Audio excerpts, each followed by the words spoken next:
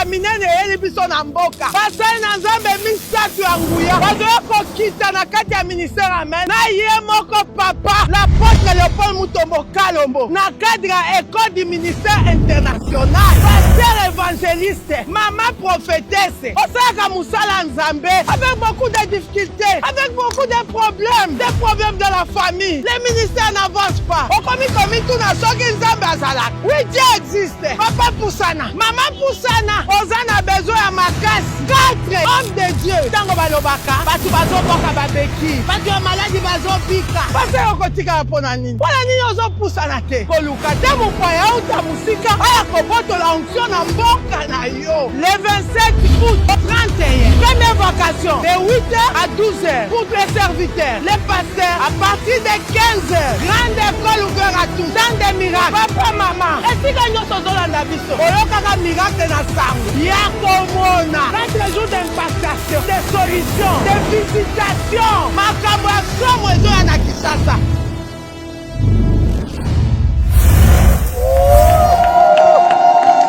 Shalom, shalom, shalom, shalom, Balandi Amen TV. Shalom, bino ba oyo bosalaka connecté na télévision na bino télévision ya Lola. Shalom na bino nyonso bo oyo bosalaka connecté na télévision oyo e connectaka pe bino ne pas quoi.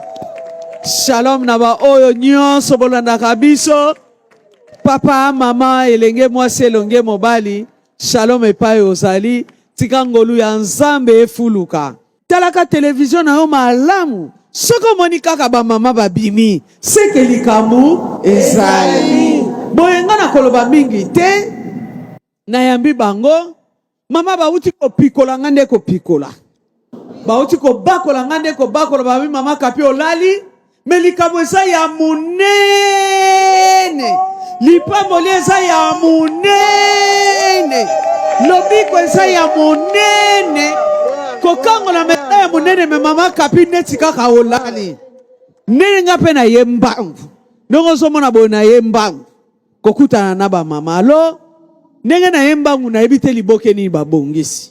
Donc bango nde bakoyebisa biso na yo nanga. Babengeli biso nini. Ba mama bizaleli shalom. Shalom. Nenge batandani wana basa ya represente te. Oyebi bango malamu. Bango nyonso bayebisaka nga babi ndenge tolingaka ba mama. Yango bino na ba mama ezalaka nini yo? Mama Riti, bino na ba mama ezalaka nini? Kontra? Yedaki ndeko na bolingo na makila. Abo?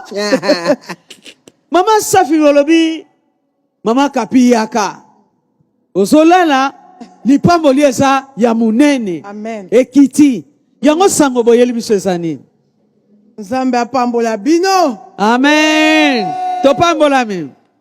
Mama Kapi sangwa munene. Naebi ko mesure yango te. École du ministère international. Ah bon? Nazo comprendre bino te. Biso ba mama bisaledi. Bino ba mama bisaledi. Toyebeli bino ba convention. Soki boki convention boyaka mabe. Toyebeli bino na ba matinée. Toyebeli bino na destruction des hôtels. Mais nazo kamwa. Bandeko nazo kama depuis un certain temps ba mama bisaleli bo sombi emi. Mama Riti. Mbote na balandi na biso bisika bozwami nzamba pambola bino. Mama Kapi, événement eza événement babomba rango te. Nde amungo moni biso to yao. Mama Kapi so moni mwasi bizaleli. Abimi, aye kolobela makambo emi. Parce que a se retrouva. Ok. A se retrouva emi o ezopesa ebe information. Yabo mwasi na ye. Comment koko servi nzambe. Toke musika na emi mwasi aza impacté. Yango mwasi alobi makamba boyenga na obomba na ngai te. Ponga ya sina zwa ya ngai. Ok. Depuis mama Kapi foko yeba. Depuis mokili ebanda. Eza na eloko moko te ya munene esalamaka sa mwasi. Sa mwasi. Oh. Ah oui, Eh. Ah oui. Eza na eloko moko oui. te esalamaka Sa mwasi. Donc na makambo ya emi etali mama. Ok. On va en parler. Liboke ezali. Ok. Emi 2025, les mamans Bisaleli en parlent. Maman Mireille. Na uti ko tuna motuna mama Rita répondre à l'obi pour azako bénéficier. au fait yo ça biso intérêt nini boza ko zwa na kata likambo po bosom ngana nazo pese ba mo bosombi emi lokola convention ya bizaleli ya mwasi. Merci beaucoup, maman. Y a-t-il un intérêt particulier au moins c'est à poursuivre? Oui, maman Kapi, n'a pas d'abord merci parce que tant on y a sto bengi sakayo oyaka. Amen. Et je crois tant oyaka ozonga kapambate osepelaka parce que to bengi sakope pambate. Tant tozolo ba emi eza école. Or, eza école oye kesani na ba école nyonso. C'est-à-dire tant to lo ba école, je crois que tozaba maman qui n'a pas commis mwana na ye na école pour plus tard a comme mutu tel aza la former azo formation ayekola abima mutu tel. Mais na différence o eza na kati ya école du ministère international eza que mutunde aza école. Ah bon? Oui. Ah bon? La personne de l'apôtre Léopold Mutombo Kalombo. Okay. C'est lui-même. Donc c'est-à-dire Emi égale l'apôtre Léopold Mutombo Kalombo. Oh. Oui maman. C'est ça. Pemeni na ye makari na sina ye ba soko mwana bani ko ni sapato na lokolo soki likama malamu yali ilobana nupona ya ko songa pa ya mama Sandrine nazako beta sete to yebi makambo to yebeli bino nango intérêt nini bosali ele kabino te botibo yibe ko tika simate nini. Merci beaucoup maman Kapi. Donc na sepeli na likanisi ya maman Mireille nazo s'associer na idée ya maman Mireille. Quand nous parlons de l'EMI Oyo Babengi école du ministère international, nous parlons de l'homme expérience. Okay. Quand je dis l'homme expérience, dans l'homme à la personne de l'apôtre Léopold Mutombo Kalombo, akoya koyebisa biso Oyo nini akutani na parcours na ena nzambe na ye. Papa maman Kapi, ce n'est pas facile.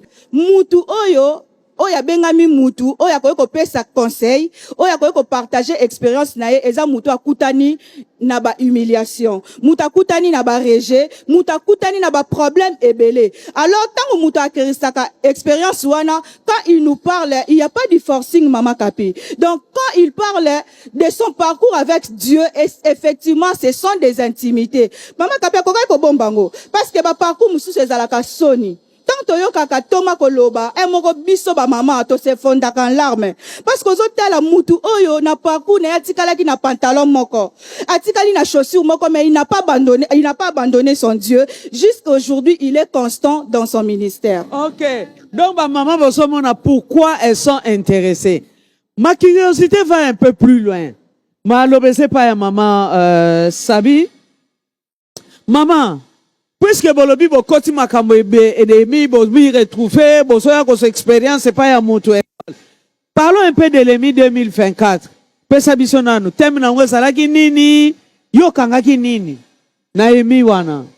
En tout cas na sepeli mingi na motuna na yo maman Kapi.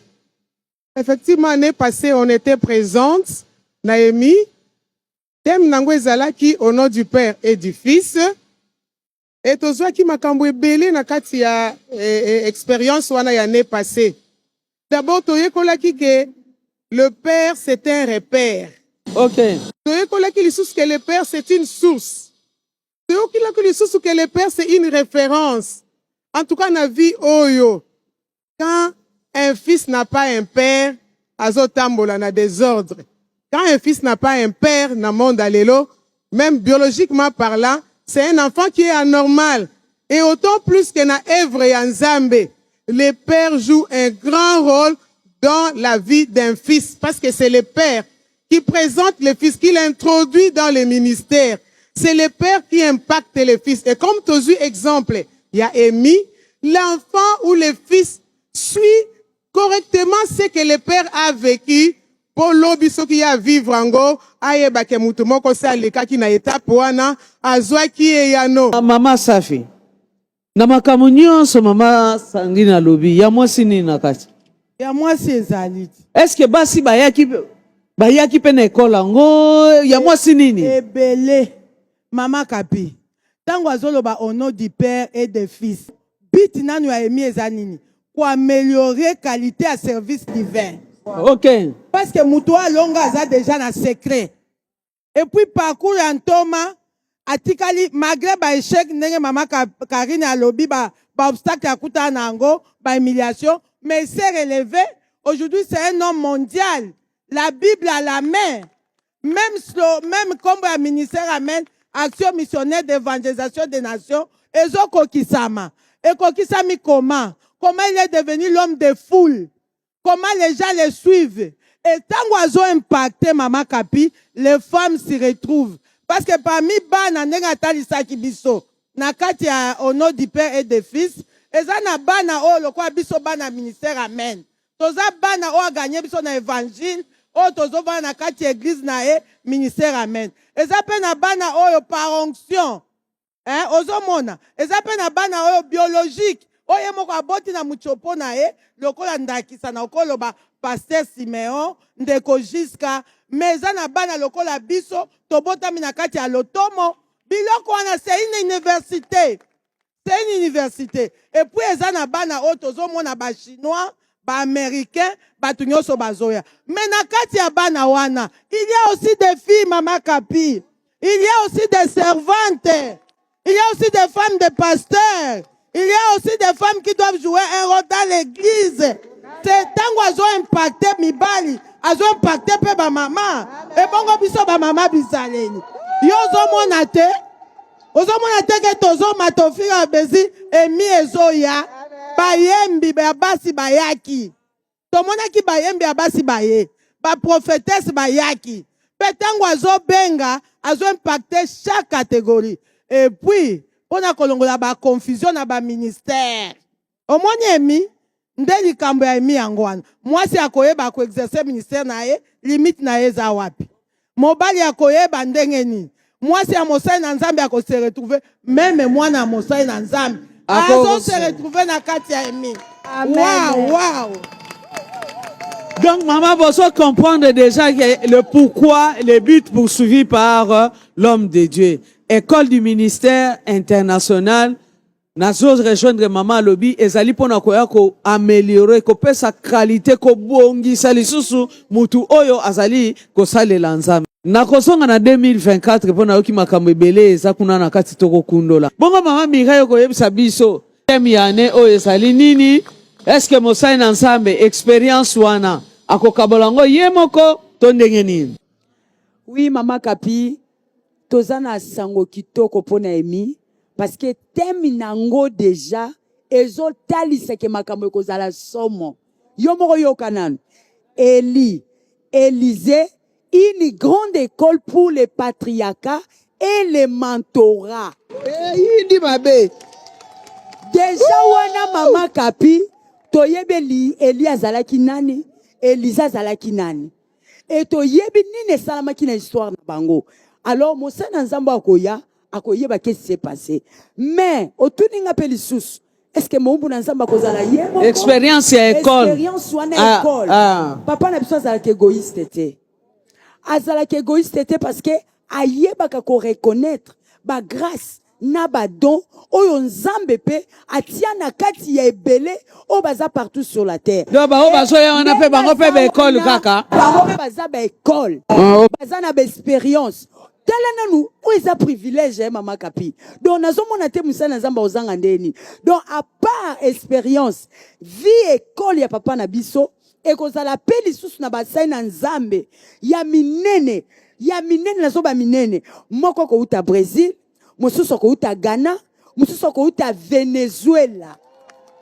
Mama Kapi batu ya mikiete ba père batu wana baza ba père ya Brésil, aza père ya Ghana, aza père ya Venezuela. Et bango nyonso wana bazwa ko sangisa ba expérience na bonction na bango pona koya ko kabola ne belé ya ba serviteur na ba servante o bakoya na kati ya emi oyo 2025.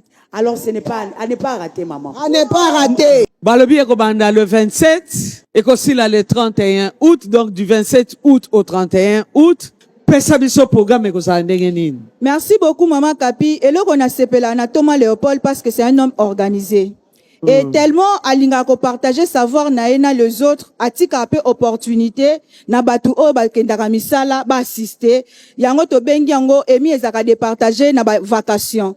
toza na ba vacation matin, toza na ba vacation soir.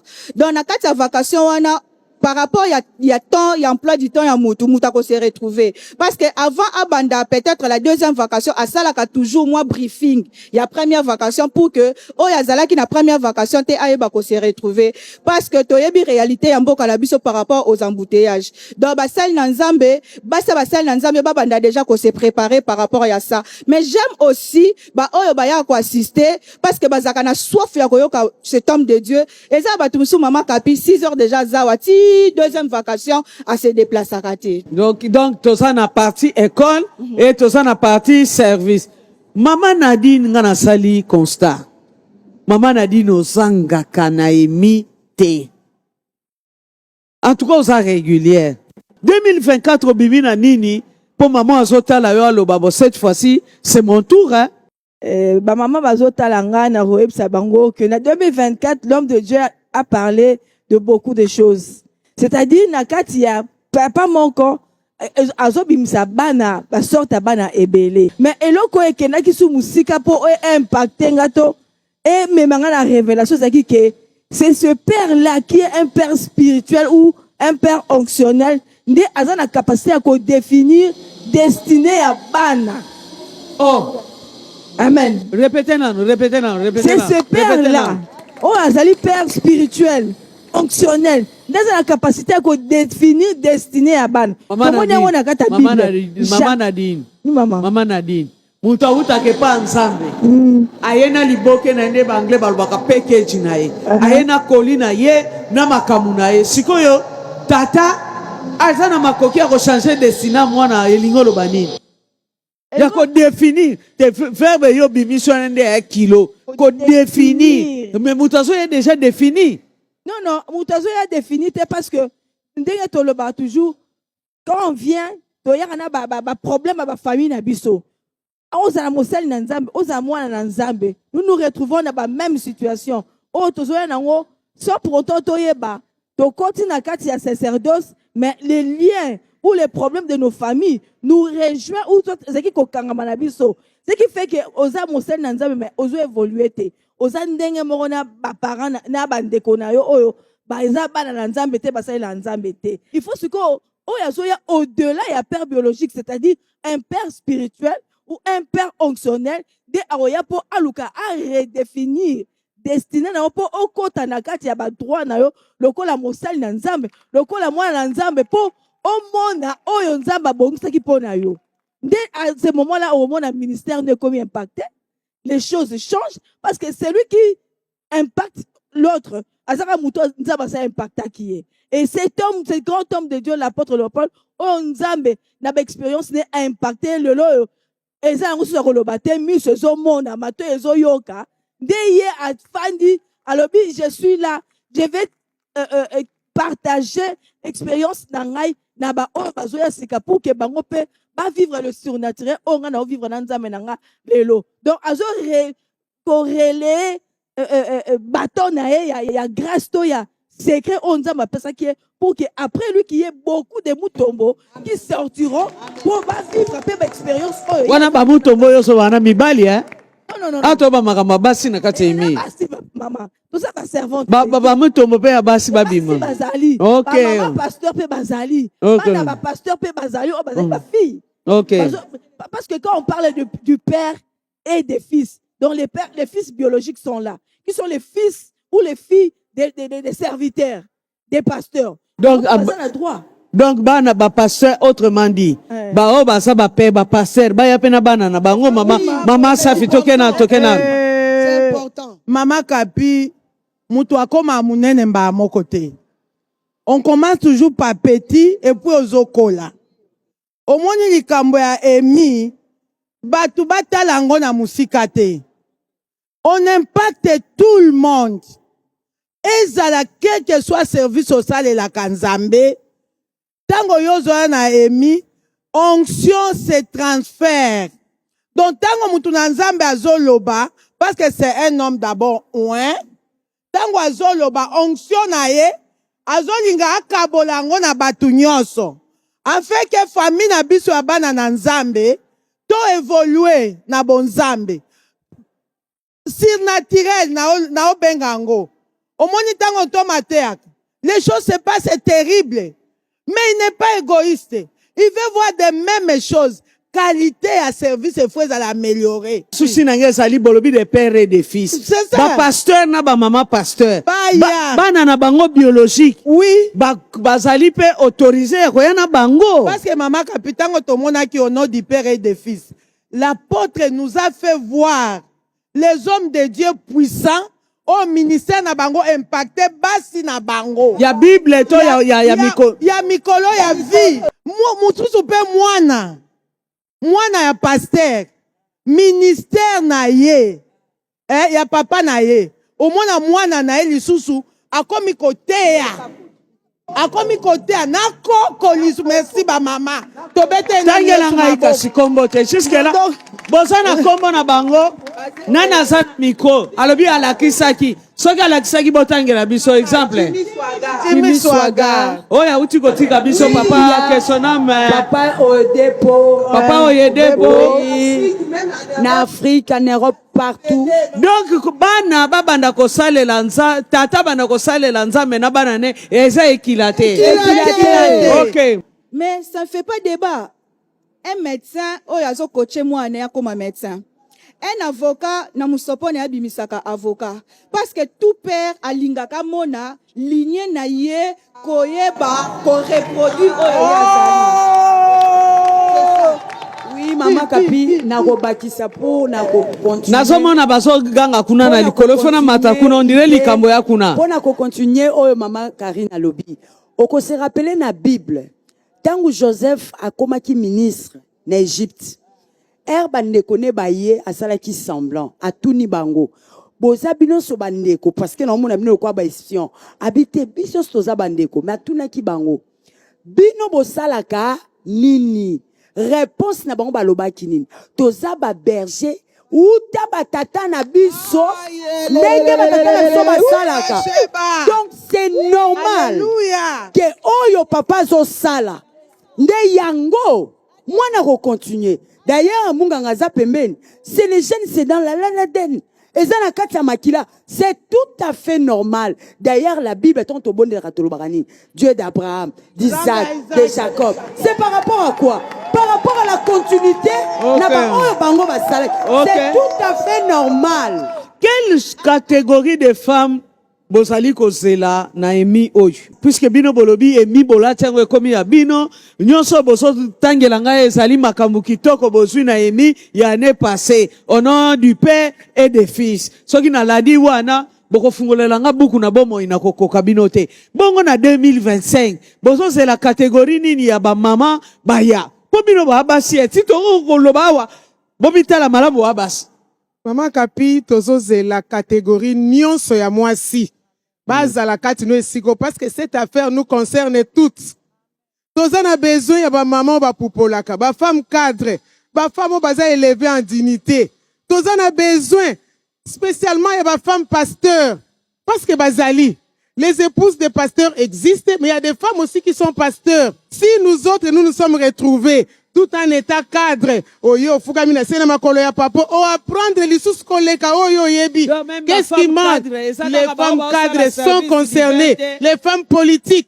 Donc awa catégorie ya mwasi moko azangite, maman yaka une femme business. Okendaka Dubaï, okendaka Lufu, ce sont des affaires que tu fais yaka liboso nzambo. Okoye kola comment gérer tes affaires par rapport ya ministère ndenge bakotangisa yo. Okoye kola comment est-ce que koki kotambola na nzambe pour réussir aussi parce que mutu nyonso ageraka na ndenge sengelité mama yaka kozanga eloko yo te quelle que soit catégorie na yo tozana ba femme cadre tozana ba femme magistrate avocate enseignante à l'université tozana ba professeur tozana ba femme politique ba se retrouva yo pe yaka tu vas te retrouver et tu ne seras pas déçu oko regretter ku tout temps olekisa libanda na lingina matakuna Naiba yango esakaka nini na emi 2025 ezwi ba mama ya ndenge na ndenge. Miso na ngai tamboli bopesela ngai micro na mama Léonie. Mama Léonie, ebele bambulo yo so sali na libala. Ebele bambula oyo po sali na musala na Nzambe yo mpo koya kaka na emi na bamama mpe ya 60 ans baya na emi na ba 70 na emi o biloko bana mike te mama. Makapi, merci pour la motuna. Koye kola ezaka nango likambo agité hein. Ah bon? Oui.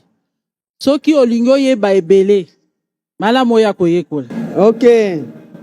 Nazo benga ba mama ya âge ya muke, ba mama ba komi na âge nanga ya ba 70 ans. Donc soki yo oye awa, okoya de kozwa ba stratégie, okoya kozwa formation ya makasi ozui ba prière o ezali eza lokola ebundeli na biso okoyoka ebele pe ebele wana ekosunga yo na ndenge obongisa pe libota na yo. OK. Oui. Donc maman ya 60 ans koloba te biloko wana ezali biloko ya bana mike. Omoni mama oyo ayebi mingi akopesa pe mingi parce que la femme ne donne que ce qu'elle a. Boye yo maman koloba te ke biloko wana ezali bano babandi lobi te. Na sepeli mama lobi koye kola ekipe mbula te. Lokolo za na bomoi, lokolo za makasi, lokolo lingi kosalela nzambe, lokolo za na libota, emi 2025 etali yo. Mama azali kalaka. Osalaka pe na makamu ya radio. Boye te eza bongo mama Kapi. Naza kotala yo na moni yo ye pe na plateau ya emi. Emi oyo mama osana mwa lisolo muke. Boye bani na emi? Osana mwa lisolo muke na emi? Pesta ngo soko tala batu lelo za na radio te. Ouais. Lelo ba kotalo na TV lobini. Koye kola eza très important. Mama Kapi oyebi, le Seigneur nous a fait grâce au travers de cet homme qui a fait plus de 40 ans de ministère. Ah bon? Il a une expérience exceptionnelle à transmettre na bato nyonso bakoti na ministère asika. Lelo to komona basala nzambe bele babimi bango moko. Tobenga bango ba matiti ya mubesu. Omoni eza na bandunda bitekute ko musu eza na basimandaku balamba rango te. Eza tellement makasi parce que mutu alona ngote. Mutu alandela rango te. Mutu abwakela rango mai te. Grain nango ekola na ndenge nango évoluera na ndenge nango finalement so bali balambo komona mutu so asombi ndunda tale habité o eza ndunda makasi mais eza ndunda babwaka yango pona nini. Pourquoi? Parce que mutu azwa kitan ya kolandela yango te. Au travers ya emi basali na nzambe bakozwa connaissance o esengeli po yeba ndenge nini akokamba ministère na ye expérience a mosali na nzambe ekosunga bango batambola esiko ya kweyaki bango bakwea te esiko ya eshuaki bango pe bakende liboso. Donc j'ai fait appel à tous mes auditeurs, surtout ceux qui me suivent à la radio, je vous appelle de venir boya ebele au travers ya ces grands événements. Le Seigneur sera au rendez-vous. Et 3 onctions sera au rendez-vous. Bonction misato euti na Ghana, euti na Venezuela, euti na Brésil. Et sangani na ya Kinshasa. Voilà. Et sangani na onction apôtre Léopold. Venez. Le Seigneur est venu nous visiter parce que c'est un ennemi exceptionnel. Voilà ce que je pouvais dire. Emi 2025, Emi exceptionnel. Comprenez, bandeko na biso nyonso sika bokozwa libaku ya kolanda spécial plateau Emi 2025 que ceux qui tokotika kaka miko na ba mama basana makamu ya ebele pe ya kitoko ya kozwa. Alors tokomi na suka émission na biso nazonge pa ya ba invité na ngao naza ko kabla na bango plateau na se po ba pesa biso moko na moko liloba ya suka par rapport ya événement monene to rappeler ezali kobanda le 27 août jusqu'au 31 août. Pendant la semaine ezali na tongo pe na pokwa. Dimanche tozaka na culte moko ekobanda na tongo ekobanda à partir ya 7h. Alors maman Ruth tala caméra mona yo ya clôture. Merci maman Kapi. Nalingi na bengisa ba parents nyonso. Bozana bana basi bakoli avancé à âge, et à la fille, et à la garçon, parce que le soir, c'est le moment d'impactation et la délivrance. Et ça, occasion, pe, bana la biso kalamingite rentrée scolaire, kalamingite, bana bazo clôturer, année académique, kalamingite, année académique, ezo banda, ceux qui ba parents toko mema bana na biso, na période où ya emi, po bazala impacté, bana na bako bossa na biso, te lobi bako remercier biso. Maman Nadine, Miko Zepanayo, t'as la caméra, un mot de la fin. Merci maman Kapi pour maloba. Na boye tozo beng sa ba maman nyonso o bazolanda biso. Beaucoup plus ngana ko beng sa plus le femme politique, le femme qui œuvre dans la société civile. Pourquoi? Parce que tozo luka changement na mboka na biso et toyebi basi oyo bakoza la former, o bakoza information, bakoza na une autre façon ya ko voir les choses, pe une autre façon ya ko gouverner mboka na biso. Et na boye to mona mboka na biso ko kende pe liboso. Voilà pourquoi nous avons sa catégorie à ba femme wana na yebi ke bazolanda biso ceux qui baye bakozala dessus te bakozwa quelque chose par rapport à niveau na bango et permettre bango ba évoluer na mboka na biso. Merci. Donc maman politique, maman ya ONG, invitation ezali lancée. Thème ezali Élie et Élysée, une grande école de patriarcat et de mentorat. Malobe pas maman Karine tokomi na sukata la caméra olobinin. Maman Kapi, EMI, c'est un événement planétaire. Parce que tout le monde a continent, monde momibeko la représenter. Et nous avons la fusion des 4 onctions. Ce n'est pas la moindre des choses. Ngai nazo benga Maman Kapi en tant que jeune mariée, na benga ba jeune fille baza ba fiancée ya ba serviteur de Dieu.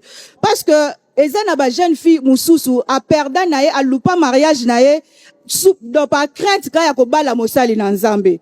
Mais na kati ya EMI Thomas Léopold Mutomboka Lombo en tant que professeur ayaka ko lakisa ba jeune fille wana ba célibataire ou soit ba fiancée ya ba serviteur de Dieu, comment on peut être la femme d'un serviteur de Dieu, comment on peut devenir la femme du ministère. Nazo benga ba jeune fille wana ba fiancée nyonso o bazaka na crainte ya ko bala mosali na Nzambe sous prétexte que non ba combat nyonso ba sali na Nzambe e ko ya likolo na bango. OK. Ça c'est vrai hein? Bazali catégorie moko assez particulière oyo makambo etali biso. Malobe pa mama Kalaka tango zota la caméra otali événement ya EMI maloba na yo ya suka poto clôturer émission lelo. Nazo benga plus ma femme intellectuelle. Yaka kotia makolo na yo maman. Ça ne concerne pas les serviteurs de Dieu seulement, mais ça te concerne aussi. Ne rate pas cette occasion. Yaka Luka délivrance na yo. Yaka ozo impactation pour otambola na ndenge sengeli na ba fonction non sozo équipé na kati ya mboka. Na travail non sozo sala pona ko aider population yo moko zala enseigner pour que tu enseignes aussi. Yo moko zala enseigner pour que tu enseignes. Nasa koyoka maman Mireille. Impactation.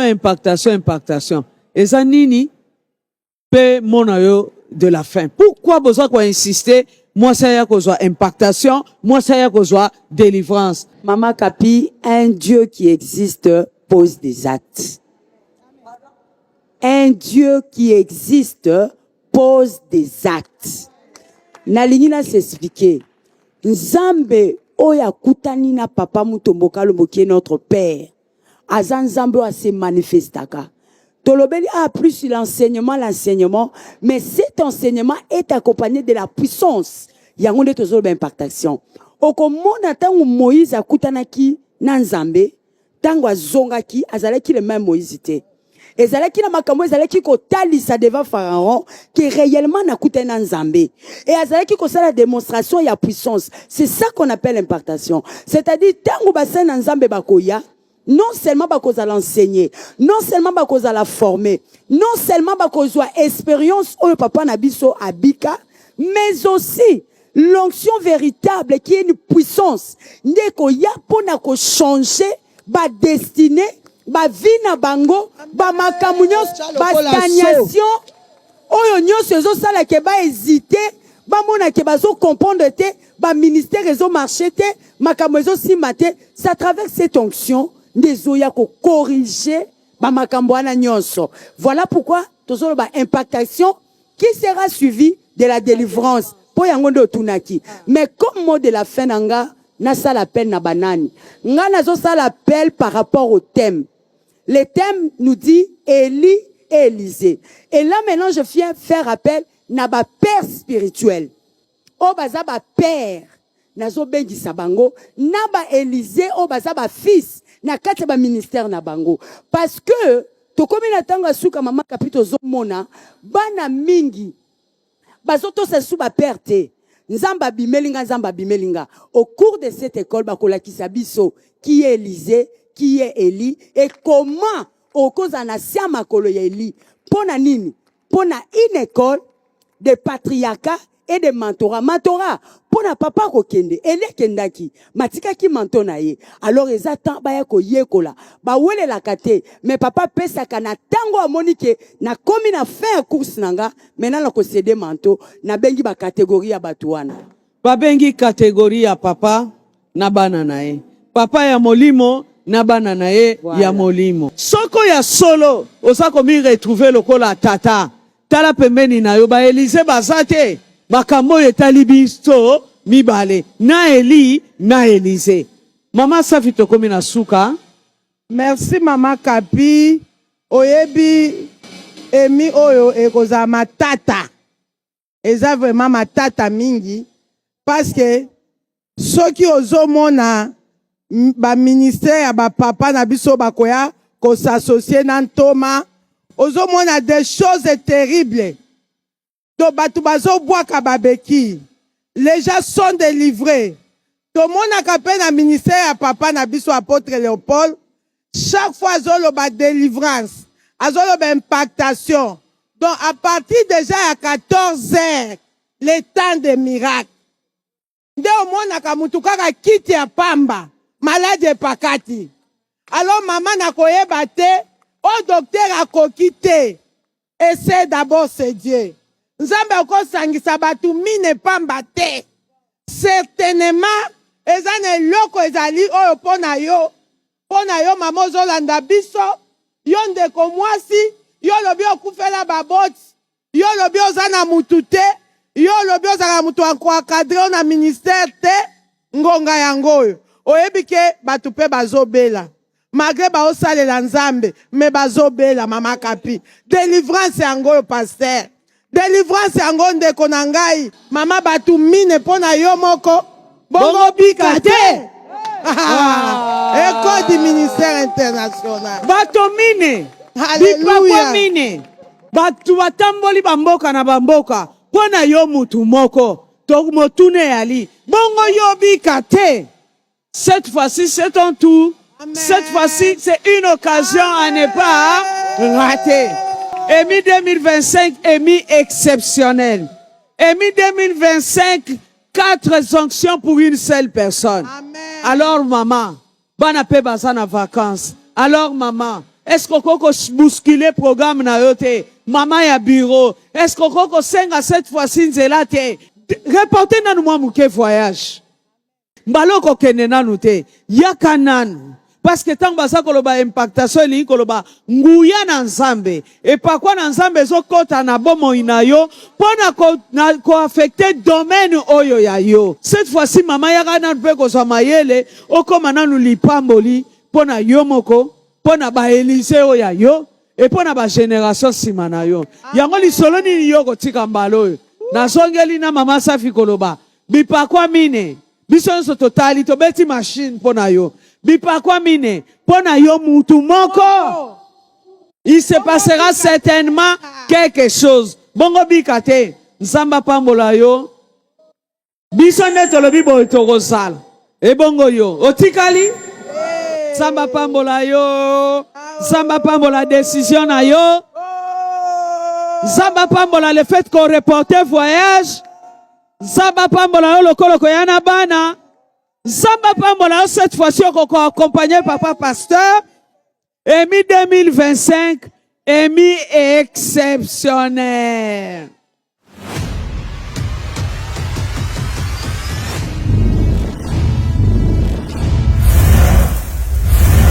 soka makambo ya minene eyeli biso na mboka basali na nzambe misato ya nguya bazoya kokita na kati ya ministère amen na ye moko papa l'apôtre Léopold Mutombo Kalombo na cadre ya école du ministère international pasteur évangéliste mama prophétesse osalaka mosala nzambe avec beaucoup de difficultés avec beaucoup de problèmes de la famille les ministères n'avancent pas okomi komituna soki nzambe azalaka oui Dieu existe papa pusana mama pusana oza na besoin ya makasi 4 hommes de Dieu ntango balobaka bato bazoboka babeki bato ya maladi bazobika pase okotikala mpona nini ozopusana te koluka te mopaya uta mosika aya kobotola onction na mboka na yo le 27 août au 31 première vacation de 8h à 12h pour les serviteurs les pasteurs à partir de 15h grande école ouverte à tous dans des miracles papa mama esika nyonso ozolanda biso oyokaka miracle na sango ya komona 4 jours d'impactation de solutions de visitation makambo ya somo ezoya na Kinshasa